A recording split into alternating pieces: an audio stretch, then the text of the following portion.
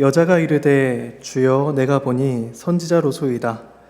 우리 조상들은 이 산에서 예배하였는데 당신들의 말은 예배할 곳이 예루살렘에 있다 하더이다. 예수께서 이르시되 여자여 내 말을 믿으라. 이 산에서도 말고 예루살렘에서도 말고 너희가 아버지께 예배할 때가 이르리라.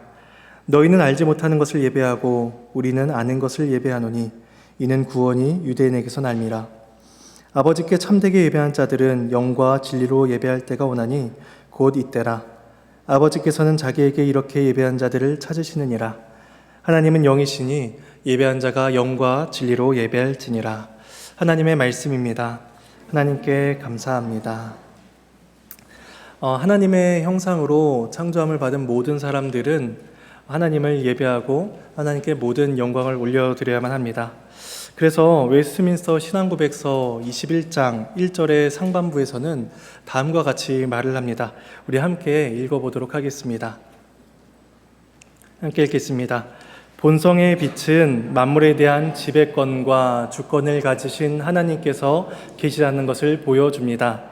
또한 하나님께서는 선하시며 만물에게 선을 행하시니 사람은 온 마음과 영혼과 힘을 다해 하나님을 경외하고 사랑하며 찬송하고 이름을 부르고 의지하며 섬겨야 한다는 것을 보여줍니다.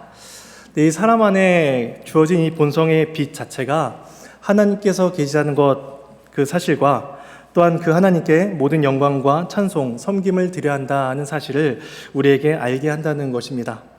그러니까 창조함을 받았다는 것 자체, 사람으로 창조를 받았다는 이 자체가 이미 예배의 이유가 되는 것이며 이 예배에서 어떠한 제외가 되는 사람은 아무도 존재하지가 않습니다. 하지만 죄로 인해 타락한 인류는 하나님을 찾지 아니하고 여러 우상들을 찾게 되었습니다. 그런데 하나님께서는 그 부패한 인류 가운데 일부를 구원하기를 기뻐하셨고 또 그들을 통해서 예배를 받기를 기뻐하셨습니다. 그래서 출애굽기를 보면 모세를 바로에게 보내시는데 그때 모세를 통하여 하시는 말씀이 이렇습니다. 우리 하나님 여호와께 제사를 드리려 하오니 가도록 허락하소서였습니다. 하나님께서는 이스라엘이 애굽의 종노릇을 하는 것이 아니라 구원자이신 하나님을 예배하기를 원하셨습니다. 그래서 본성의 빛조차도 사람이 하나님께 예배해야 된다라는 사실을 가르쳐주고 있는데 구원받은 자가 하나님을 예배해야 한다는 사실은 지극히 마땅한 것입니다. 따라서 구원받은 신자와 분리할 수가 없는 것이 있다면 그것은 바로 예배라고 할 수가 있습니다.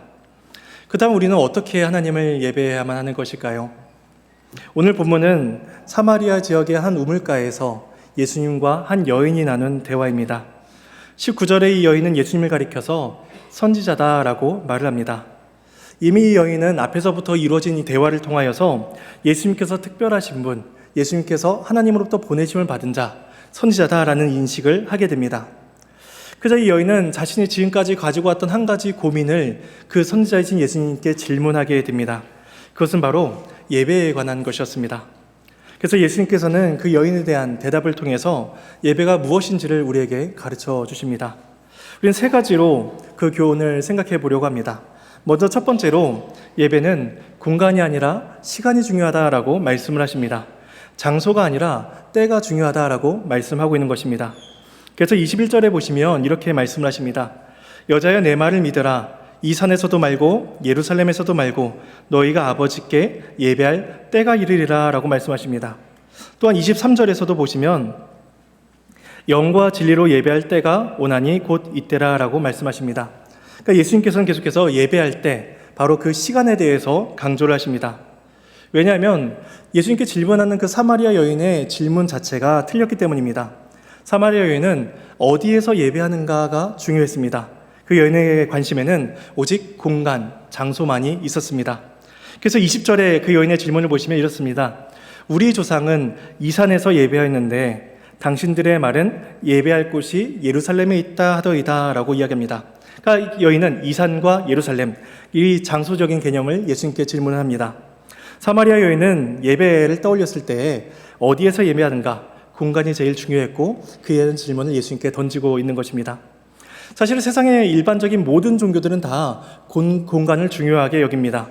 그래서 건물을 매우 화려하고 크고 웅장하게 짓죠. 그래서 이슬람이나 불교 등에 가면 그 공간 자체가 굉장히 화려합니다. 금으로 도배를 하기도 하고 또 거대하게 만듭니다. 반대로 어떤 종교에서는 사람이 없는 곳에서 모이기도 합니다. 이들은 건물을 중요하게 여기지 않고 그냥 속세를 떠나서 아무도 없는 곳에서 산다라고 이야기하지만 결국에는 그들의 태도 또한 장소를 중요하게 여기는 것이다라고 할 수가 있습니다. 왜냐하면 그들은 동떨어진 장소, 고립된 장소, 그런 장소를 통해서 예배의 어떤 고양심, 경건함을 이렇게 만들어내겠다라고 생각하기 때문인 거죠. 그러니까 결국에 앞에서 말한 그 종교들이나 뒤에서 말한 종교들이나 다 공간을 중요시해서 크게 만들거나 혹은 작게 만드는 그런 형태를 가지고 있는 것입니다. 하지만 기독교는 화려한 건물도 중요하지 않고 또 반대로 일부러 허물어져가는 좁은 공간을 찾아가지도 않습니다. 왜냐하면 예배의 공간이라는 것은 하나님께 나아간 데 있어서 예배한 데 있어서 전혀 중요한 곳이 아니기 때문입니다. 그런데 기독교도 중세 시대를 거쳐 현대에 이르면서 세속적인 세상에 영향을 많이 받기 시작했습니다. 중세 때 카톨릭은 점점 더 크고 화려하고 경건함이 보이는 그러한 공간을 짓기 시작했습니다. 그래서 그들은 성전 안에, 그 카톨릭 성당 안에 예수님의 순환을 그림으로 그려서 묘세해서 이렇게 장식하기도 합니다. 근데 이건 비단 카톨릭만의 문제가 아닙니다. 개신교의 교회들 중에서도 크고 화려한 공간을 지으려고 하거나 혹은 사람들의 문화적인 욕구를 충족시키기 위해 교회 안에 다양한 시설들을 넣어두기도 합니다. 그런데 예수님의 말씀은 그렇지 않습니다. 예수님께서는 이 산도 아니고 저 산도 아니다라고 장소는 중요하지 않다라고 말씀하십니다. 어디에서 어떤 장소에서 예배를 드리는가가 중요한 것이 아니라 예배하는 때, 예배하는 시간이 중요하다라고 말씀을 합니다. 그래서 앞서 보았던 신앙고백서 21장의 6절에서는 다음과 같이 또 설명을 합니다. 우리 함께 읽어보도록 하겠습니다. 함께 읽겠습니다. 지금 복음 아래서는 기도나 경건한 예배의 다른 형태의 요소들이 특정한 장소에서 행하도록 혹은 특정한 장소를 향해서 행하도록 매여 있는 것도 아니며 또한 특정한 장소로 인해 더 기쁘게 받아들여지는 것도 아닙니다. 하나님께는 모든 곳에서 영과 진리로 예배해야 합니다. 날마다 드리는 사적인 가정 예배, 그리고 은밀히 홀로 드리는 개인적인 예배 때도 그래야 합니다. 여기서 이야기하는 것은 모든 곳에서 또 날마다 드리는 은밀히 홀로 드리는 예배여야 된다라고 이야기합니다.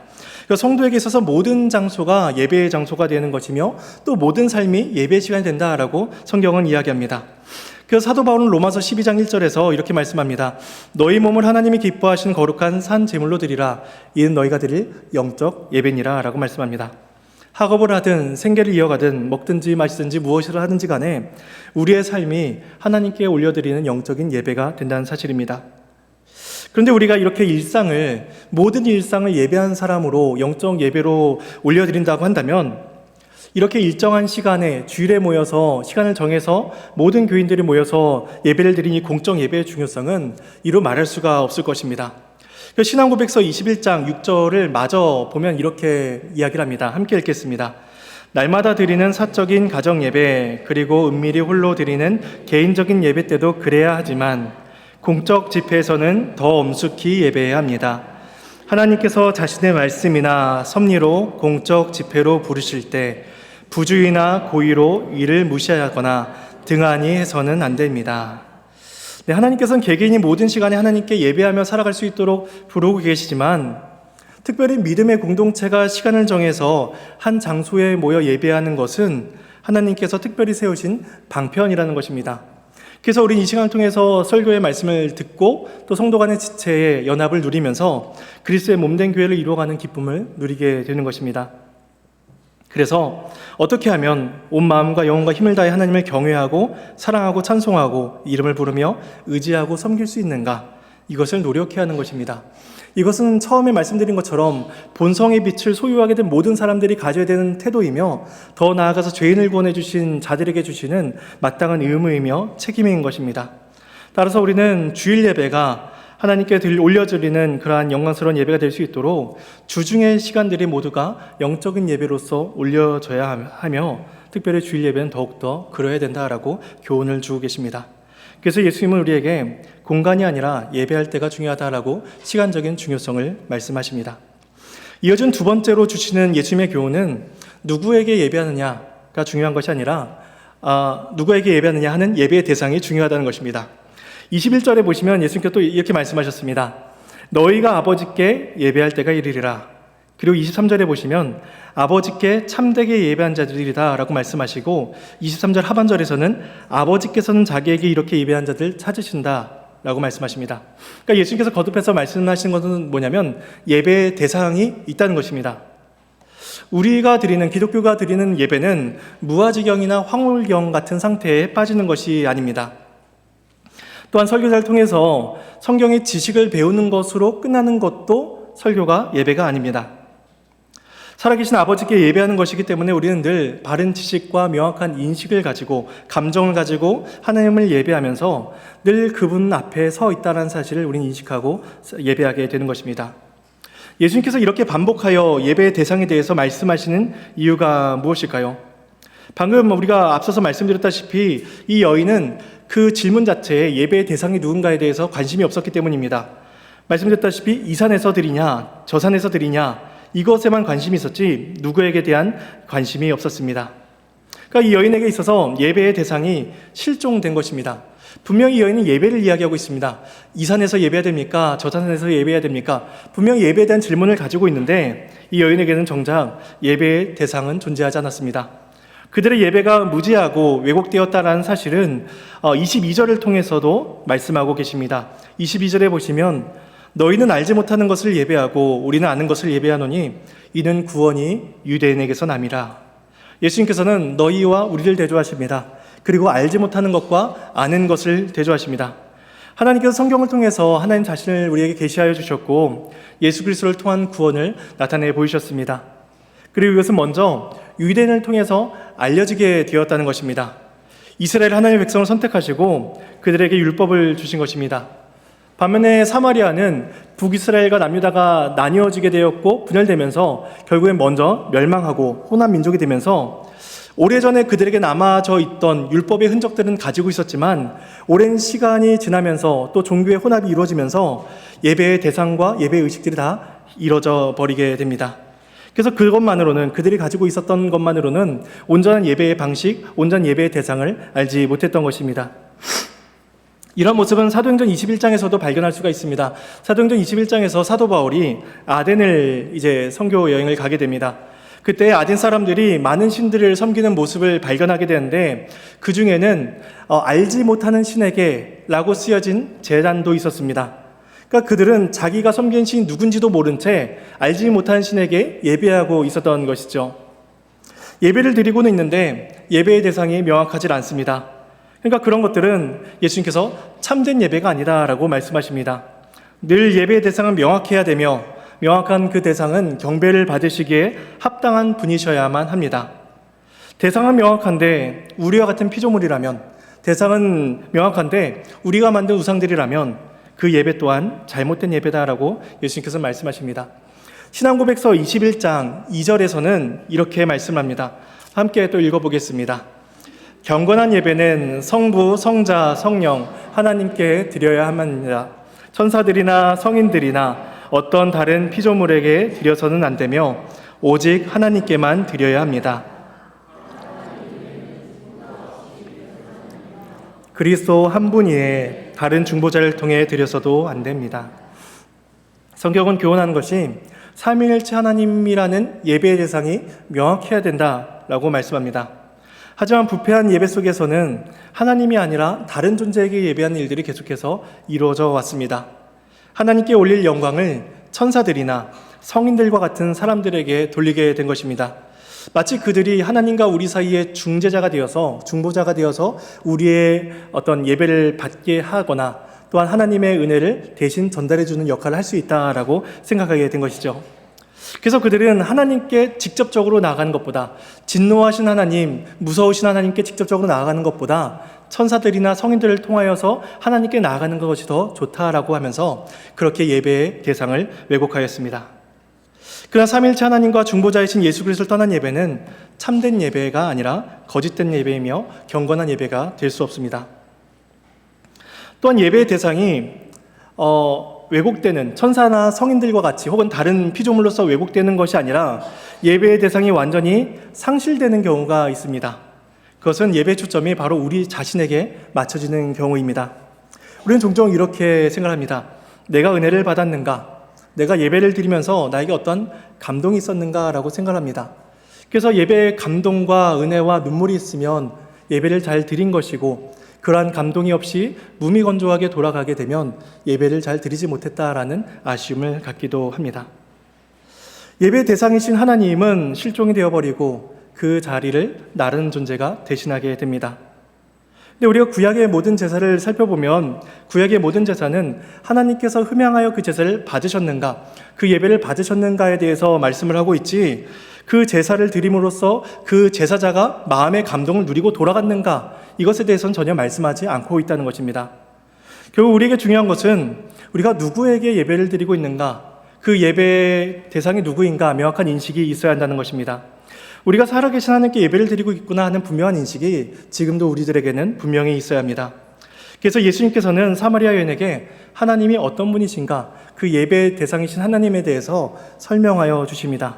예수님은 그 예배의 대상을 두 가지로 알려주시는데, 첫 번째는 하나님은 아버지가 되신다는 것입니다. 이 세상에서 부모의 사랑만큼 깊고 헌신적인 것은 없습니다. 부모는 사랑을 베풀기를 그치지 않습니다. 가르치고 인내하며 자녀가 양육하는 데 있어서 늘 바른 길로 나아갈 수 있도록 지도합니다. 예수님께서는 그 아버지와 아버지와 자녀의 관계성을 통해서 하나님과 성도 간에도 그러한 인격적인 교제와 사랑이 베풀어진다는 것을 우리에게 알려주십니다. 그 하나님은 어떤 우주의 기운이나 우리의 머릿속에 존재한 하나의 개념, 지식, 이러한 존재가 아니라 사랑으로서 자기 자녀를 양육하고 품어주시는 아버지와 같다는 것입니다. 그러니까 우리는 늘 하나님 아버지 앞에 서는 것이며 아버지 앞에 나아가서 모든 영광을 올려드리게 된다는 것입니다. 두 번째로 알려주시는 대상은 하나님은 영이신 분이다라는 것입니다. 24절에 보시면 하나님은 영이시니라고 말씀합니다. 하나님이 영이시기 때문에 시간과 공간을 넘어서는 분이십니다. 물질과 육체와 모든 공간을 초월하십니다. 그래서 하나님께서는 그리심산이나 예루살렘이나 어떠한 공간에 매여 계신 곳이 아니라 또한 사람의 외모나 겉모습을 판단하지 아니하시고 마음의 깊은 곳을 보실 수 있는 분이다라고 말씀을 합니다. 하나님께서 영이시기 때문입니다. 따라서 영이신 하나님 앞에 형식적으로 예배를 드린다든지 거칠애로 나아간다든지 이러한 일은 있을 수가 없는 것입니다. 하나님께서는 아버지이시지만 본질적으로 우리와 다르게 하나님은 그 영이신 분으로서 우리 예배를 받기에 합당한 분이다라고 말씀을 합니다. 그래서 모세는 신명기를 통해서 우리에게 교훈하기를 너희는 마음을 다하고 목숨을 다하고 힘을 다하고 뜻을 다하여 하나님을 사랑하라 라고 말씀합니다. 그 이유는 하나님께서 영이셔서 우리의 모든 예배를 그 자체로서 다 받으시기 때문입니다. 그 참된 예배란 공간이 아니라 시간이며 예배 대상은 아버지이며 영이신 하나님이다라고 말씀해 주십니다. 이제 예수님 마지막으로 참된 예배가 무엇인지를 우리에게 말씀하십니다. 세 번째로 참된 예배란 방식이 중요하다는 것입니다. 23절과 24절 말씀을 제가 봉독하겠습니다. 아버지께 참되게 예배한 자들은 영과 진리로 예배할 때가 오나니 곧 이때라. 아버지께서는 자기에게 이렇게 예배한 자들을 찾으시느니라. 하나님은 영이시니 예배한 자가 영과 진리로 예배할지니라. 참되게 예배한 자들은 영과 진리로서 예배해야 된다라고 교훈하십니다. 이 말씀은 영과 진리가 없이도 예배한 자가 있다는 것입니다. 그 영과 진리가 없이도 얼마든지 예배의 형식을 가지고 있으며 영과 진리가 없이도 자기가 얼마든지 예배를 드렸다라고 생각하는 사람들이 있다는 것입니다. 예수님은 그런 예배는 참된 예배가 아니다라고 교훈해 주십니다. 사람이 반드시 영과 진리로 예배해야 되는 이유는 하나님께서 영이시기 때문입니다. 우리는 사람에게도 영혼이 있으니 영이신 하나님 앞에 나가는 것이 당연한 것 아닌가, 자연스러운 것이 아닌가라고 생각할 수가 있지만 영이신 하나님은 영적인 영을 가지고 있는 우리와는 완전히 본질적으로 다른 존재이십니다. 하나님은 영원 전부터 영원까지 영원히 계시는 무한한 분이시지만 우리의 영은 창조함을 받은 존재입니다. 유한한 영인 것이죠. 하나님의 영은 한없이 높고 거룩하고 존귀하여 사람의 영혼과는 무한한 차이를 가지십니다. 게다가 우리는 죄로 인해 부패하여 거룩하신 하나님 앞에 나아갈 수가 없다라는 것이죠. 이 상태로 하나님 앞에 나아간다면 우리에게 주어지는 것은 영원한 심판뿐입니다. 그렇다면 영으로 예배한다는 것은 어떤 의미일까요? 영으로 예배한다는 것은 성령의 은혜 가운데 예배해야 한다는 것입니다. 요한복음 6장 33절에 영을 가리켜서 살리는 것은 영이다 라고 말씀하십니다. 살리는 것은 성령이시다라는 것이죠.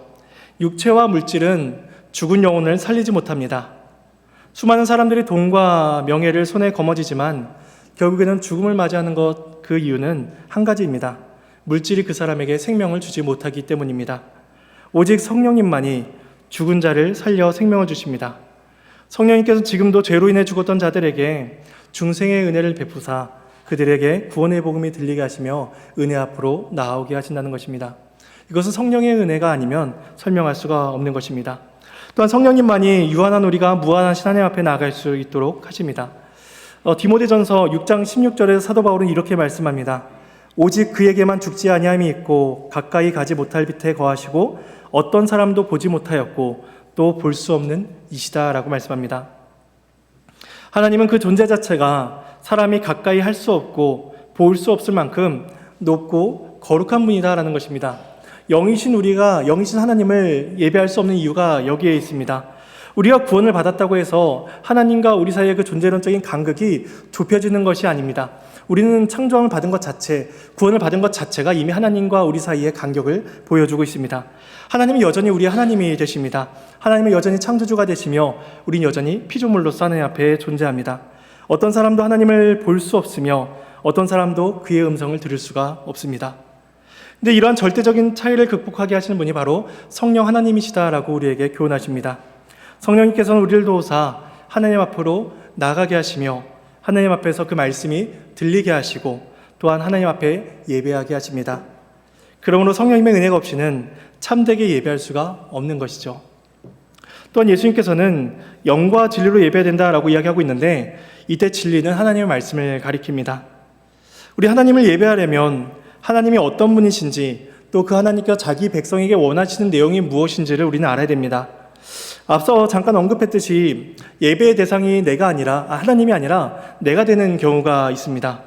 그러다 보니 하나님께 어떠한 예배를, 하나님께 어떠한 감사와 영광을 올려드렸는가, 하나님께 나에게 주신 교훈이 무엇인가가 초점이 아니라 내가 은혜 받는 것이 중요해졌습니다. 내가 은혜 받는 것이 중요하니 그 교훈이 주는 내용은 별로 중요하지가 않게 된 것이죠. 하나님의 말씀의 필요성이 약화되거나 왜곡되어 버렸습니다. 근데 웨스트민스터 소유의 문답은 1문에서 이렇게 질문합니다. 사람의 제일 되는 목적이 무엇입니까? 그것은 하나님을 영화롭게 하며 영원토록 즐거워하는 것입니다. 라고 사람의 목적에 대해서 설명을 합니다.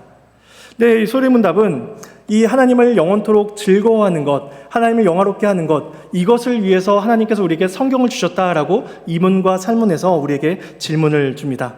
우리 2문과 3문을 함께 보시겠습니다. 제가 질문을 하시면 우리 성도님들께서 답을 읽어주시겠습니다. 어떻게 하나님을 영화롭게 하고 즐거워할지를 우리에게 지시하기 위하여 하나님은 어떠한 규범을 주셨습니까? 구약과 신약 성경에 있는 하나님의 말씀이 즐거워할지를 우리에게 지시하신 유일한 규범입니다. 3문입니다. 그러면 성경은 무엇을 가장 중요하게 가르칩니까? 성경은 사람이 하나님에 대하여 무엇을 믿어야 하는지, 그리고 하나님께서 어떠한 의무를 요구하시는지를 가장 중요하게 가르칩니다. 하나님을 영화롭게 하는 것, 하나님을 즐겁게 하는 것, 즐거워하게 하는 것, 그것의 대표적인 것이 예배다라고 한다면 그 예배가 가장 합당하게 올려지는 방식은 진리의 말씀이 바르게 선포되고 그 선포된 말씀을 우리가 받아들이는 것이다라는 것입니다. 소리문답 3문에서는 그것을 이야기합니다. 하나님에 대해서 무엇을 믿어야 하는지, 하나님은 사람에게 어떤 의무를 요구하시는지, 성경이 이 두 가지 사실을 가장 중요하게 가르치고 있다는 것입니다. 그러니까 마음의 감화는 사실 말씀의 바른 선포가 아니고서도 얼마든지 우리가 누릴 수가 있습니다. 대중 연설하는 사람들도 마음의 감동을 줍니다. 또한 노래를 하는 많은 노래의 음정과 가사들 또한 사람들의 눈물을 흘리게 하기에 충분합니다. 하지만 그러한 일들이 우리에게 하나님이 어떤 분이신지를 가르쳐주거나 하나님께서 우리에게 원하시는 것이 무엇인지를 가르쳐주지는 않습니다. 오직 말씀만이 우리에게 그것을 가르쳐주며 말씀만이 우리를 하나님께로 인도한다는 사실입니다. 하나님께서는 특별히 말씀이라는 한 가지 방편을 통하여서 교회를 세워나가시고 성도들을 양육해 나가기를 기뻐하셨습니다. 분명히 하나님은 다른 방식을 통하여서도 이 교회를 세우실 수 있고 다른 방식을 통하여서도 성도들을 양육할 수 있음에도 불구하고 유독 말씀의 방편이라는 방식을 통하여서 성도들을 양육해 나가십니다. 그렇다면 우리가 해야 하는 것은 말씀 앞으로 나아가야만 하는 것입니다. 개인적으로 말씀을 읽고 묵상하며 또 함께 모여 말씀을 읽고 습관을 들이는 것입니다. 교회에서 회집하는 기도회와 예배 등에 참석을 하기도 하는 것이죠. 작년까지 이제 청년부에서 줌으로 이제 성경 읽기 모임을 했었었는데 이제 주일 빼고 이제 평일에 이제 모여서 했었습니다. 그런데 좋았습니다. 혼자 성경을 읽는 것보다 그냥 같이 읽고 같이 말씀의 은혜를 짧게 나누고 하니까 뭐 짧으면 20분에도 끝나고 길면 뭐 1시간도 넘어가긴 하지만 참으로 많은 유익을 개인적으로도 누렸습니다. 그래서 저는 교우님들도 전도회에서 하시면 좋겠다라는 생각을 해보게 됩니다. 하나님께서는 우리에게 말씀을 통해서 하나님이 어떤 분이신가를 계속해서 교훈하십니다. 영과 진리로 예배하는 것은 예배한 자의 마땅한 자세이며 방식입니다. 만약 예배한다고 하지만 성령 하나님의 도우심을 전혀 구하지 않고 하나님을 예배한다고 하지만 그 진리의 가르침을 받기를 원치 아니한다면 그것은 참된 예배가 아니라고 볼 수가 있는 것입니다. 우리는 성령께서 우리를 조명하여 주시고 하나님의 말씀이 우리의 삶을 다스리시도록 늘 은혜를 구해야만 합니다. 예수님께서는 그 사마리아 여인에 대한 질문에 대한 대답으로서 오늘 읽은 네 구절에서 예배하다라는 동사를 7번이나 사용하고 계십니다. 그리고 예배한 자들이라는 명사 또한 한 번 사용하고 계시죠. 이것을 통해서 예배가 무엇인지 또 예배의 중요성이 얼마나 큰가를 계속해서 교훈하십니다. 또한 참되게 예배한 자들이라는 표현과 같이 참되게 예배한 자들과는 반대로 참되지 않은 자들, 거짓되게 예배한 자들, 올바르지 않은 예배를 드린 자들 또한 있다는 사실을 우리는 기억해야만 합니다. 참된 예배는 오늘 말씀의 교훈을 통해서 보건대 공간과 장소에 제약되는 것이 아니라 모든 시간에 하나님을 예배해야 되며 특별히 공적으로 정해진 시간, 주일 시간에는 더욱더 예배로 모여 하나님께 영광을 올려드려야 한다는 것입니다. 또한 참된 예배는 우리의 아버지시며 영이신 하나님께 올려드린 것임을 기억하며 그 예배의 대상이 예배의 감격이 나에게 초점이 맞춰지지 않도록 우리는 늘 우리 자신을 살펴보야만 하는 것입니다. 마지막으로 주님께서 주신 세 번째 교훈은 참된 예배란 성령의 은혜와 진리의 말씀 가운데 드려지는 것임을 기억하며 늘 성령의 도우심을 구하고 말씀이 가르치는 바를 쫓아 살아가야만 한다는 것입니다. 이러한 참된 예배를 통해서 성도의 기쁨을 누리며 모든 영광을 하나님께만 올려드리는 저와 여러분이 되기를 간절히 소망합니다.